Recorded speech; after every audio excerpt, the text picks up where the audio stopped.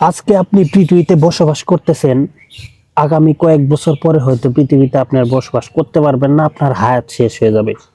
কিন্তু আমাদের প্রত্যেকের একটি লক্ষ্য রাখা উচিত, আমরা কেন পৃথিবীতে এসেছি, আল্লাহ তাআলা কেন আমাদেরকে পৃথিবীতে পাঠিয়েছেন।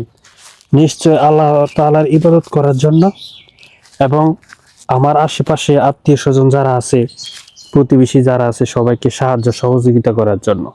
আপনি যদি একজনকে সাহায্য সহযোগিতা করেন, তার মাধ্যমে হইতে পারে আপনার জীবনের অনেক মন্দ দিক আল্লাহ তাআলা কাটিয়ে দিয়েছে, আপনাকে ভালো একটি জায়গায় পৌঁছে দিয়েছে। তাই কখনো মানুষকে সাহায্য সহযোগিতা করতে কৃপণতা করবেন না। কৃপণতা কখনোই মঙ্গল বয়ে আনতে পারে না। কৃপণতা বাদ দিয়ে আমাদের প্রত্যেকেরই উচিত আল্লাহ তাআলার পথে চলা, মানুষকে সাহায্য সহযোগিতা নিজের সাধ্য মতো করা। শুধু সাহায্য সহযোগিতা যে আপনি টাকা পয়সা ধন দৌলত দিয়ে করবেন, বিষয়টা এমন না। আপনি একটি ভালো পরামর্শ দিয়েও একজন মানুষকে সাহায্য করতে পারেন। যারা ভালো সিদ্ধান্ত নিতে পারে না, তাকে ভালো একটি পথ দেখিয়ে বা ভালো একটি সিদ্ধান্ত দেখিয়ে আপনি সাহায্য করতে পারেন। তাই টাকা পয়সাই শুধু মানুষকে সাহায্য করে, বিষয়টা এমন না। আরও অনেকভাবে মানুষকে সাহায্য সহযোগিতা করা যায়। তাই জীবনে আমাদের জীবন যদি একটু অন্যভাবে চিন্তা করি, আজ না হয় কাল আমাদের জীবন শেষ হয়ে যাবেই, আমাদেরকে পরকালের জন্য রওনা হতেই হবে। আর তাই এই দুনিয়ায় যতদিন বেঁচে থাকি, এই দুনিয়ায় যতদিন হায়াত পাই, ততদিন মানুষের উপকার করার চেষ্টা করতে হবে।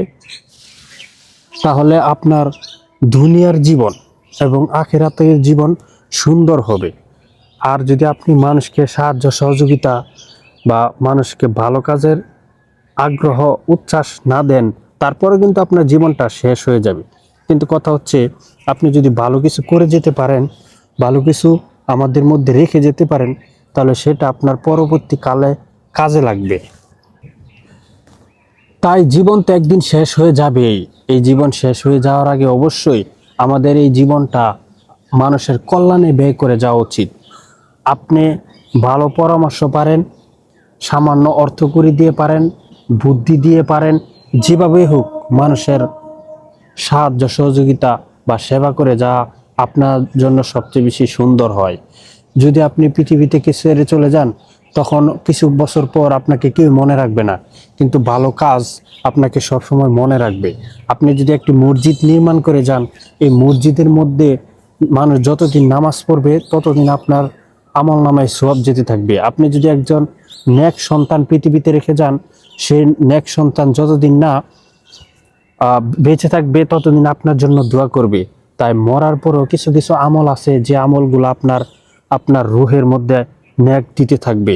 তাই আমাদের এইগুলা চিন্তা করে করে আমল করা উচিত। আমরা শুধু বসে খেয়ে কাজ করে সংসার করে জীবন পাড়ি দিলেই চলবে না। আমাদের কিছু দায়িত্ব কর্তব্য রয়েছে। এই ছোট্ট জীবনের দায়িত্ব কর্তব্যগুলো অবশ্যই আমাদের পালন করা উচিত। তাহলে আমাদের জীবনটা সুন্দর হয়ে থাকবে। কথা হবে আরও কোনো দিন। সবাই এইভাবে মেনে চলার চেষ্টা করবো ইনশাল্লাহ। সবাই ভালো থাকবেন, সুস্থ থাকবেন। আসসালামু আলাইকুম। আল্লাহ হাফেজ।